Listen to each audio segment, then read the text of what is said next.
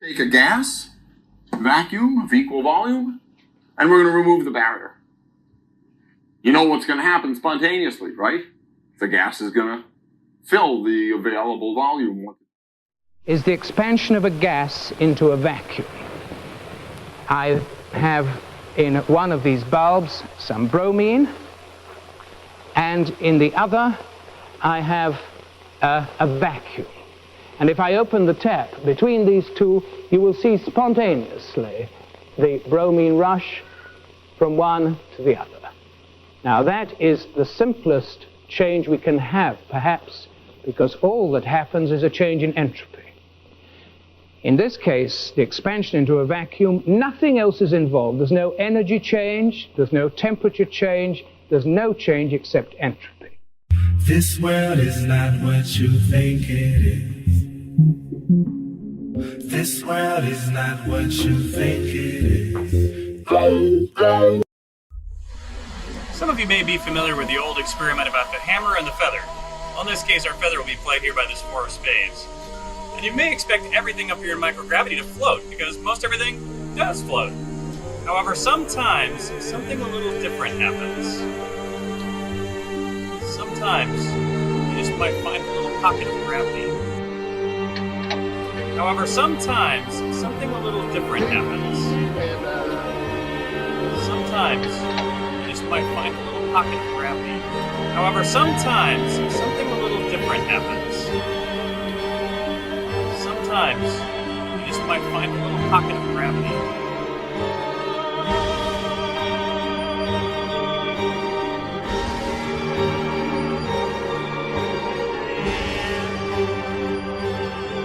Get cleaning my teeth. So I'm going to suck the water off it, because where else would it go? Nice wet toothbrush. Grab some toothpaste.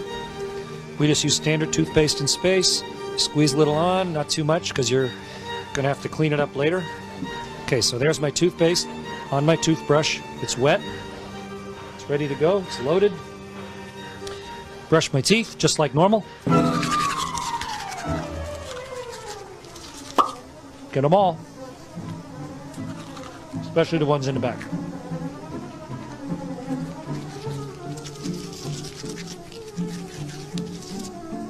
You should brush your teeth for about as long as you can sing Happy Birthday. That should be long enough.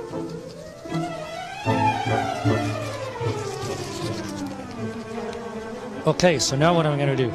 I've got a mouthful of toothpaste stuff. I got a dirty toothbrush.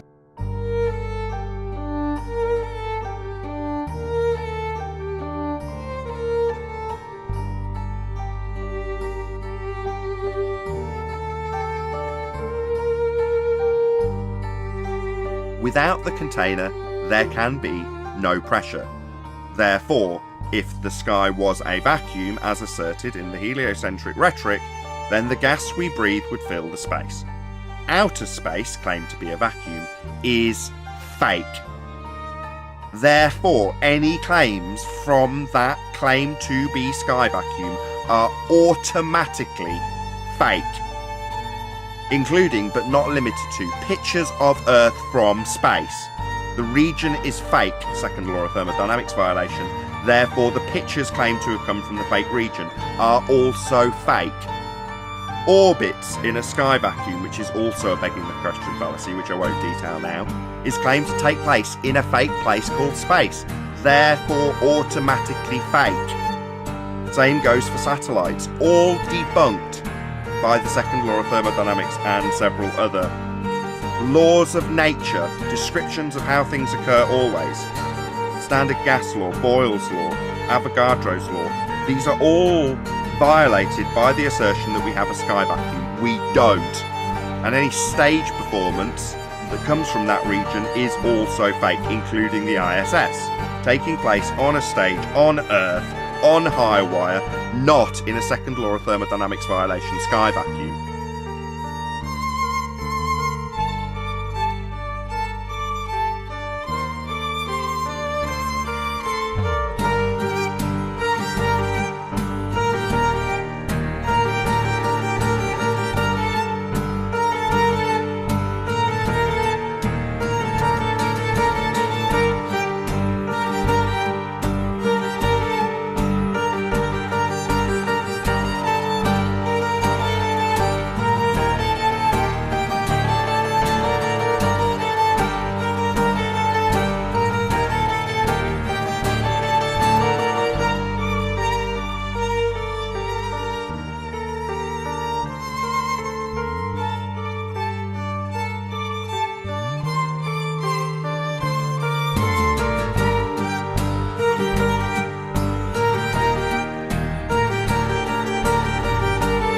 check this out. Pay attention. Right in this area. Whoop. I mean, for the love of God. If you guys still think this shit's real, just unfollow me.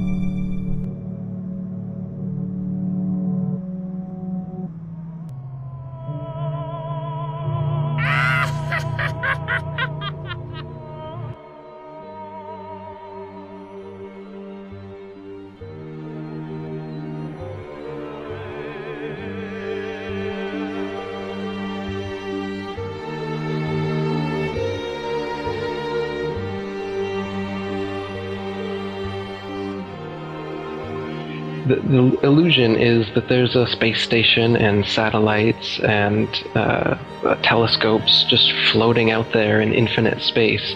But you and I know that no matter how high you go, you come right back down. Whatever goes up must come down. The illusion is that at some point, if you go high enough, this gravity they claim exists that pulls you back down to the Earth, suddenly just you pop out of it and into the vacuum of space. Now, the vacuum of space can't exist because it's connected to the non-vacuum of the atmosphere in Earth and all the other supposed planets that exist. So a vacuum must be a closed system, but they claim space is a vacuum and space is an open system. So it's philosophically impossible for space to be a vacuum. And the way that they fool us into thinking that this actually is plausible is threefold. First way they do it is in zero-G planes, which are Boeing 737s that do parabolic maneuvers that have a free-fall illusion, a free-fall effect rather, that happens for about a minute, where you can be floating in these planes. And that's how they get this outer space look, like you're floating in outer space. The second way is through wires, harnesses, and green screen for the longer shots. In the ISS, for instance, they do that.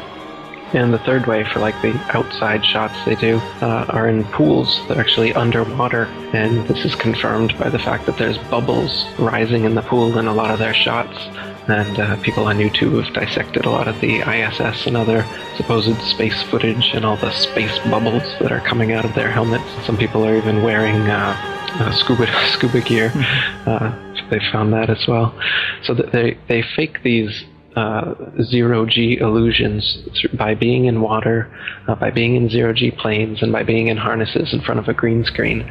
And that makes us think that it's possible that out there in space you could just be kind of floating around like they show us in the movies. But as far as we'll ever know, as far as you or I would ever know, we go as high as we can in a plane or a balloon or a rocket, and we come right back down.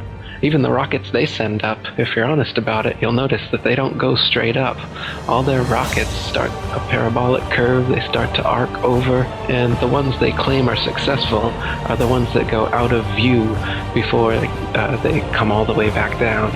And if anybody asks, why do they always curve over like that? They just say that they're going around the curvature of the ball Earth, and they'll reach escape velocity soon. And at some point, they'll just pop right out of the gravity, and then they'll be floating, which is another problem, because if you were in a vacuum and you were using rocket thrusters or anything to thrust yourself forward, you wouldn't go forward or in any direction you wanted to. You just spin wildly out of control like a gyroscope in 360 degrees in 3 dimensions, spinning wildly. You don't go anywhere that way.